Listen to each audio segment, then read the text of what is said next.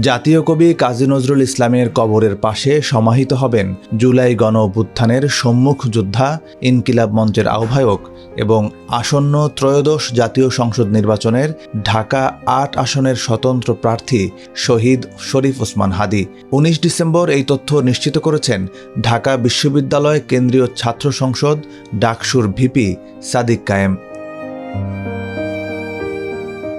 এর আগে শহীদ শরীফ ওসমান হাদীর মরদেহ নিয়ে সিঙ্গাপুরের চাঙ্গি আন্তর্জাতিক বিমানবন্দর থেকে বিমান বাংলাদেশ এয়ারলাইন্সের ফ্লাইট BG585 ঢাকায় পৌঁছায়। শুক্রবার সন্ধ্যা ৬টায় ফ্লাইটটি হজরত শাহজালাল আন্তর্জাতিক বিমানবন্দরে অবতরণ করে।